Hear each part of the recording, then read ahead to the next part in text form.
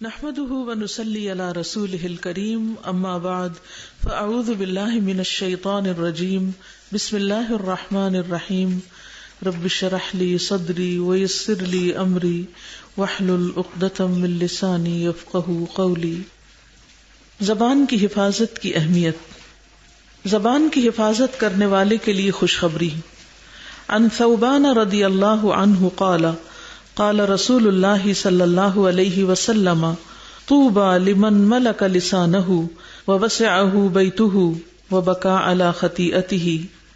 سیدنا ثوبان سے مروی ہے کہ رسول اللہ صلی اللہ علیہ وسلم نے فرمایا، خوشخبری ہے اس کے لیے جس نے اپنی زبان پر قابو پا لیا اور اسے اس کے گھر نے کشادگی اور گنجائش دی اور وہ اپنے گناہ پر رویا۔ لفظی ترجمہ بھی کروں گی تاکہ آپ لوگ ٹیکسٹ کو اچھی طرح سمجھ جائیں اور اس کو علم یقینی کے طور پر لے سکیں۔ ان ثوبان رضی اللہ عنہ، ثوبان رضی اللہ عنہ سے روایت ہے، قال وہ کہتے ہیں، قال رسول اللہ صلی اللہ علیہ وسلم، رسول اللہ صلی اللہ علیہ وسلم نے فرمایا، طوبی خوشخبری ہے کس کے لیے؟ لمن واسطے اس کے جس نے ملکا مالک بنایا، کنٹرول کیا، قابو پایا، لسانہ اپنی زبان کو، یعنی اپنی زبان پر قابو پایا، اپنی زبان کی ملکیت حاصل کر لی، یعنی اپنی زبان کا خود مالک ہو گیا، اس کو آزاد نہیں چھوڑا۔ ووسعہ بیتہ اور وسیع ہو گیا اس پر اس کا گھر، یعنی اس کے گھر نے اس کو کشادگی دی، یعنی گھر میں ہی ساری ضروریات پوری ہو گئیں، کہیں اور جانے کی ضرورت نہیں۔ وبکا اور وہ رویا علی خطیئتہ اپنی خطاؤں پر۔ تو یہ انسان کی خوش بختی کی علامتیں ہیں کہ وہ اپنی زبان پہ کنٹرول جانتا ہو، اس کے گھر میں اچھی کشادگی اور سہولت ہو، اور وہ اپنی غلطیوں کا اعتراف کر کے ان پہ روتا ہو اور معافی مانگتا ہو۔ زبان کی حفاظت ستر پوشی کا باعث۔ من کف غضبہ کف اللہ عنہ عذابہ ومن خزن لسانہ ستر اللہ عورتہ۔ رسول اللہ صلی اللہ علیہ وسلم نے فرمایا، جس نے اپنے غصے کو روکا اللہ اس سے اپنا عذاب روک لے گا۔ سبحان اللہ۔ جس نے اپنے غصے کو روکا اللہ اس سے اپنا عذاب روک لے گا، اور جس نے اپنی زبان کی حفاظت کی اللہ اس کے عیوب پر پردہ ڈالے گا۔ کتنا فائدہ ہے، فائدہ ہی فائدہ ہے۔ عام طور پر یہ سمجھا جاتا ہے کہ اگر ہم چپ رہے تو ہماری بے عزتی ہے، چپ رہے تو ہم ہار گئے، چپ رہے تو لوگ ہمیں مس یوز کریں گے۔ یہ سب شیطان کے ڈالے ہوئے وسوسے ہیں اور ہماری بے صبری کی علامت ہے۔ تو من کفا جس نے روک لیا، غضبہ اپنے غصے کو، کف اللہ روک لے گا اللہ عنہ اس سے، عذابہ اپنا عذاب۔ ہم ہر وقت گناہ کر کے اللہ کے عذاب کو دعوت دیتے رہتے ہیں، لیکن اگر ہم اپنے غصے کو روک لیں، اور عموماً غصے کا اظہار زبان سے ہوتا ہے، یعنی دوسرے لفظوں میں اپنی زبان روک لیں تو اللہ سبحانہ تعالیٰ کی طرف سے ہمارے گناہوں کی شامت پر ہمیں سزا نہیں دی جائے گی۔ ومن خزن لسانہ اور جس نے روکا اپنی زبان کو، خزانہ خزانے سے ہے، خزانے میں بھی پیسہ روک کے رکھتا ہے انسان، تو خزنہ لسانہ جس نے اپنی زبان روکی، یعنی اس کی حفاظت کی، غصے کے وقت اور دوسرے اوقات میں سوچ سمجھ کے بات کی، ستر اللہ عورتہ، سترہ ڈھانپ دیا، یہ ڈھانپ دے گا اللہ، عورتہ اس کے عیب کو، اس کے قابل شرم بات کو، یعنی جس چیز کو وہ چھپانا چاہے گا اللہ بھی اس کو چھپا دے گا۔ تو کتنی بڑی خوشخبری ہے اس شخص کے لیے جو اپنی زبان کی حفاظت کرے، جو اپنی زبان کو کنٹرول کر لے۔ غصہ کب آتا ہے انسان کو؟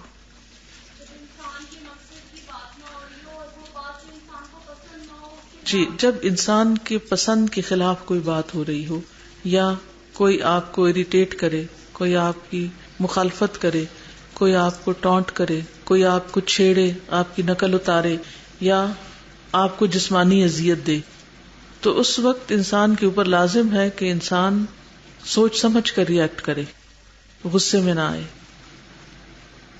نبی صلی اللہ علیہ وسلم کے ساتھ طائف والوں نے کیا سلوک کیا تھا آپ سب جانتے ہیں، کہ کس طرح وہاں لوگوں نے آپ کو نہ صرف یہ کہ زبانی گالی گلوچ کی بلکہ جسمانی تکلیف بھی دی، کہ آپ کے جسم سے خون بہہ بہہ کر آپ کے پاؤں میں جم گیا تھا۔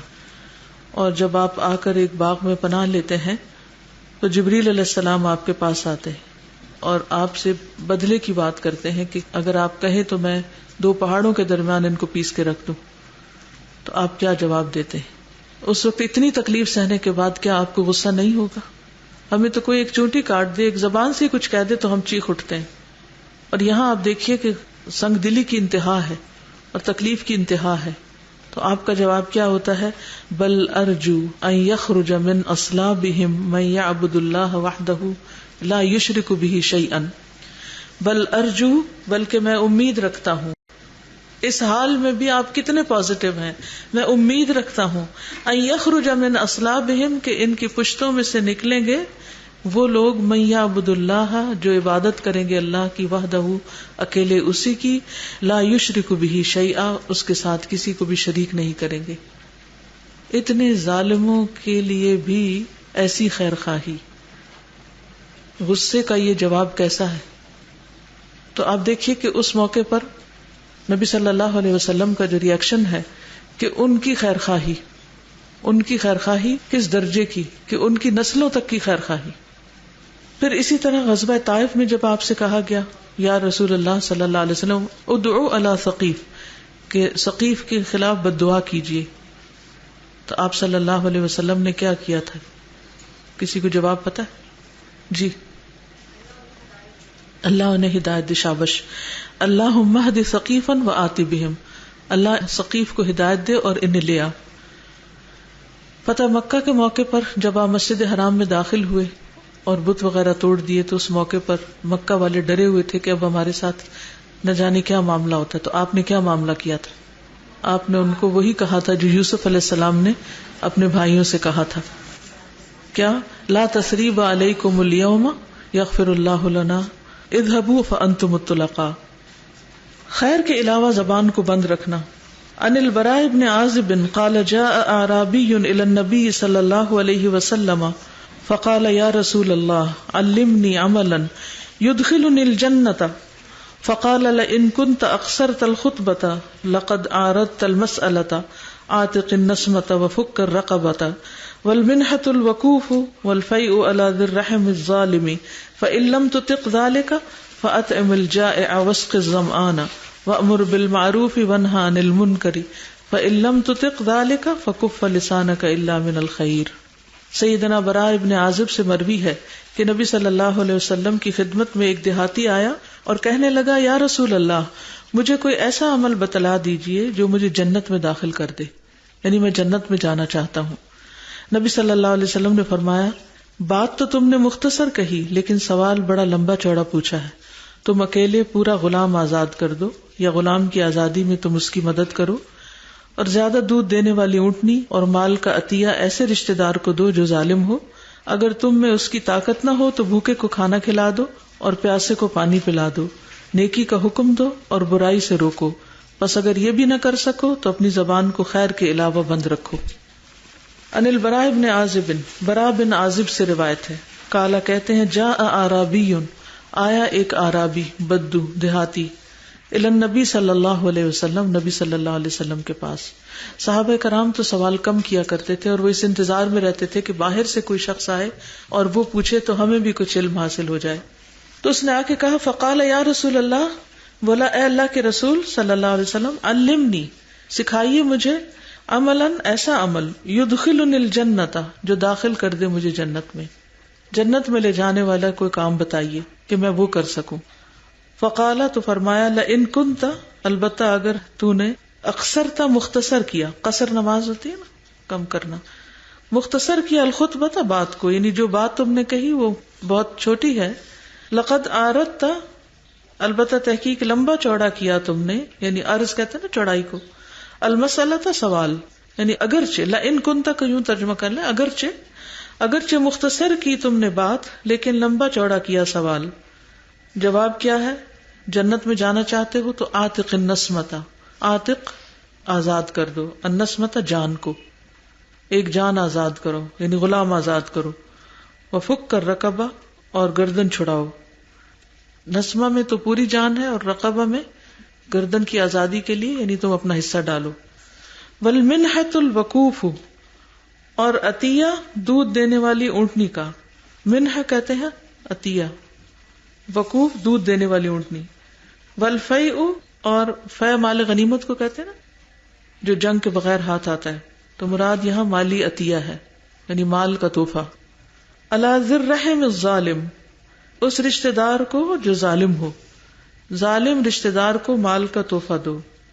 فإن لم تطق، پھر اگر تمہیں طاقت نہ ہو، ذالک اس کی، یعنی ان میں سے کوئی چیز نہیں کر سکتے، نہ تم جان آزاد کر سکتے ہو، نہ کسی کی رہائی میں مدد کر سکتے ہو، نہ دودھ دینے والی اونٹنی تم تحفے میں دے سکتے ہو، نہ مال کا تحفہ دے سکتے ہو، تو پھر کیا کرو؟ یعنی یہ بڑے بڑے کام ہیں اگر، تو پھر فأطعم الجائع، بھوکے کو کھانا کھلا دو. جنت میں جانا چاہتے تو بھوکے کو کھانا کھلا دو. واسق الظمآن، پیاسے کو پانی پلا دو. وأمر بالمعروف، نیکی کا حکم دو. وانہی عن المنکر، برائی سے روکو. فإن لم تطق ذلک، پھر اگر یہ بھی طاقت نہ ہو، نہ کھلا سکتے ہو، نہ پلا سکتے ہو، نہ کسی کو کچھ سمجھا سکتے ہو، نہ کسی غلط کام کرنے والے کو روک سکتے ہو، فکف لسانک، تو اپنی زبان کو ہی روک لو. الا من الخیر، سوائے خیر کے. سوچئے ساری نیکیاں ایک طرف، ساری نیکیاں ایک طرف، اور زبان کا روکنا ایک طرف. کچھ بھی نہیں کر سکتے تو زبان روک لو. اگر کسی کو تکلیف نہیں دو گے، اگر برا نہیں کرو گے، تو زبان کی اصلاح ہی تمہیں جنت میں لے جانے کے لیے کافی ہو جائے گی. اس میں ہم دیکھتے ہیں کہ یوسف علیہ السلام کی مثال ہمارے سامنے ہے کہ جب بھائیوں نے ان کے ساتھ جو کیا سو کیا، اور کئی سال گزرنے کے بعد جب وہ بھائی ان کے سامنے آئے تو کس طرح ان کو اپنا تعارف کرایا.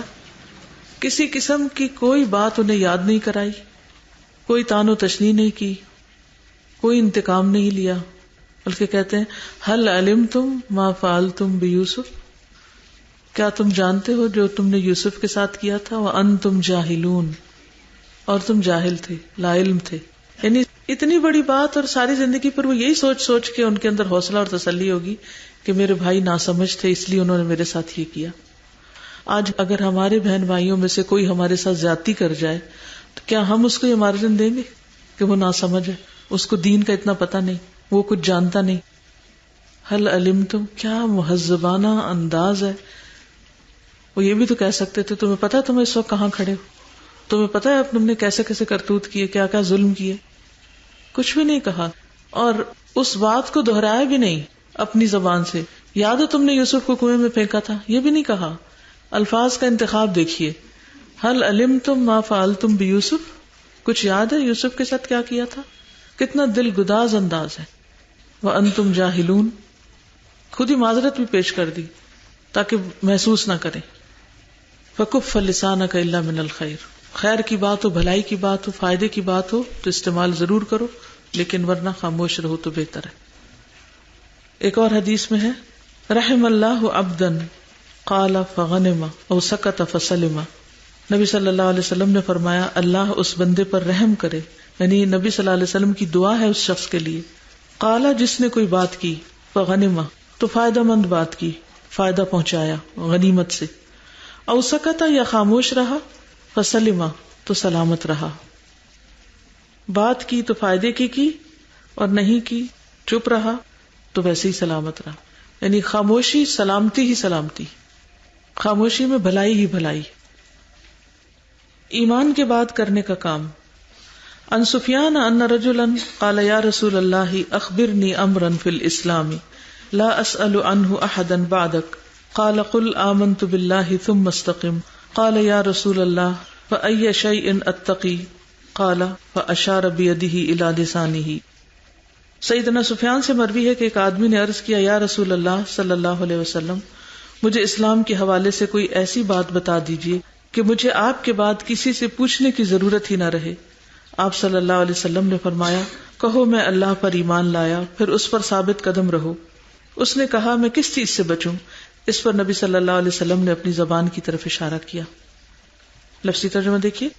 ان سفیان رضی اللہ عنہ سے روایت ہے ان رجلا کہ بے شک ایک شخص نے قالا کہا یا رسول اللہ اے اللہ کے رسول اخبرنی مجھے خبر دیجئے امرن ایک کام کی فی الاسلام میں اسلام میں یعنی کوئی کام بتا دیجیے مجھے اسلام میں، اسلام کے حوالے سے، لا اسألو، نہ میں پوچھوں، عنہ، اس کے بارے میں، احدن، کسی سے، بعدک، آپ کے بعد، یعنی پھر آپ کے بعد مجھے کسی اور سے کچھ پوچھنے کی ضرورت نہ رہے.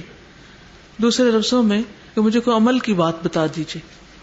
قال، فرمایا، قل آمنت باللہ، کہہ دیجیے میں ایمان لایا اللہ پر.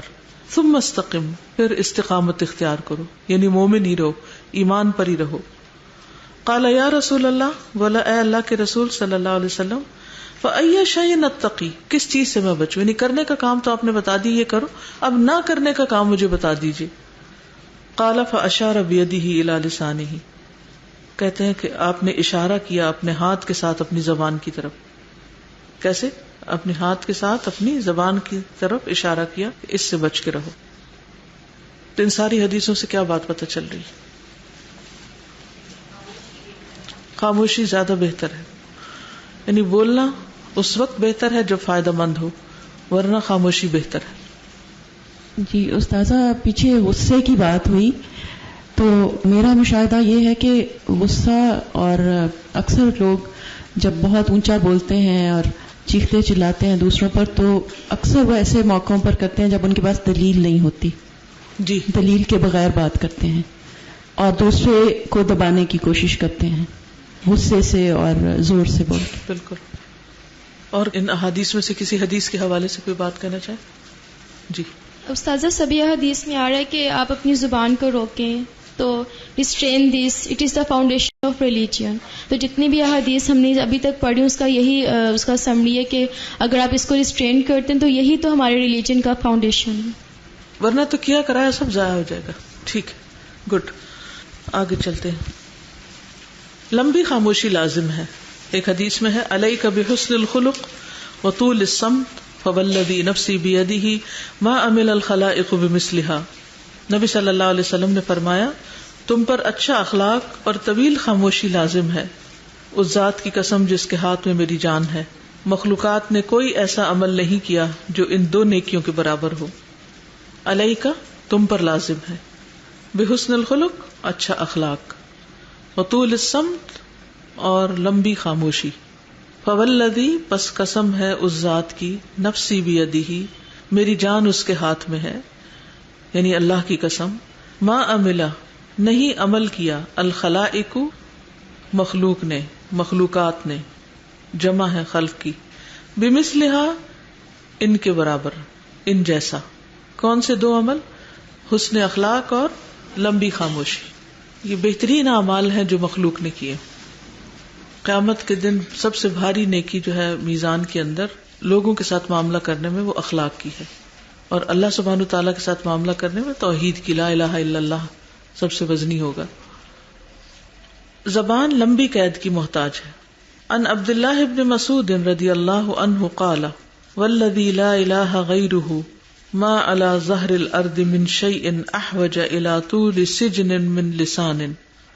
سیدنا عبداللہ بن مسعود سے روایت ہے، فرماتے ہیں، مجھے اس ذات کی قسم جس کے علاوہ اور کوئی معبود برحق نہیں، روئے زمین پر زبان سے زیادہ لمبی قید و بند کی محتاج اور کوئی چیز نہیں ہے.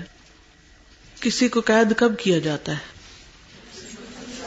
جب اس سے کوئی خطرہ ہو، جب اس نے کوئی جرم کیا ہو، کوئی چوری کی ہو، قتل کیا ہو، کوئی الزام ہو اس پر. تو جتنے بھی قیدی ہیں دنیا میں اور لمبی لمبی قیدیں کاٹ رہے ہیں، ان میں سب سے زیادہ لمبی قید تو زبان کی ہونی چاہیے، کیونکہ سب سے زیادہ جرائم زبان کرتی. بعض اوقات عملی طور پر تو کسی کو قتل نہیں کرتی، لیکن کسی پر الزام لگا کر، کسی کی عزت کو پامال کر کے اس کا جو قتل کرتی ہے، اس کا کوئی نعم البدل نہیں. ان عبداللہ ابن مسعود، عبداللہ بن مسعود سے روایت ہے، رضی اللہ عنہ، اللہ ان سے راضی ہو جائے، قالا، کہتے ہیں، والذی، قسم ہے اس ذات کی، لا الہ غیرہ، نہیں کوئی الہ اس کے سوا، ما علی ظہر الارض، نہیں زمین پر، زمین کی پشت پر، من شیء، کوئی بھی چیز، احوج، جو زیادہ محتاج ہو، الی طول سجن، لمبی قید کی، من لسان، زبان سے. یاد رکھیے یہ مرفوع حدیث نہیں ہے، یہ عبداللہ بن مسعود کا قول ہے. خاموشی میں نجات ہے.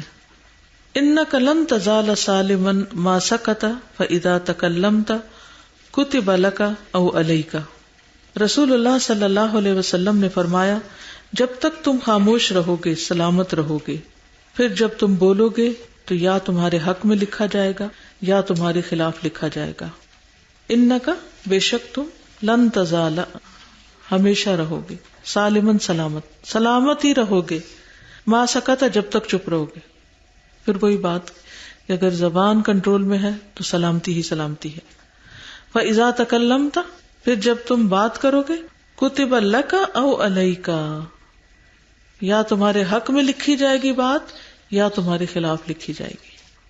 تو اگر ہم آج کا ہی اپنا جائزہ لیں کہ جب سے صبح سے اٹھے ہیں ہم اس وقت سے لے کر اب تک جتنی بھی باتیں ہم نے کی ہیں ان میں سے اکثر تو ہمیں یاد ہی نہیں ہوگی، لیکن جتنی بھی یاد ہے ان کے بارے میں خود اپنا محاسبہ کریں کہ وہ حق میں لکھی گئی یا خلاف لکھی گئی، وہ کہاں لکھی گئی ہوگی.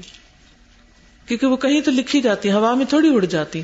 ہم جب بولتے ہیں تو ہم سمجھتے ہیں بس بولے، منہ سے لفظ نکلا اور ہوا سے اڑ گیا، بات ختم ہو گئی، لیکن وہ ختم نہیں ہوتا، وہ ہمیشہ کے لیے ریکارڈ ہو جاتا ہے.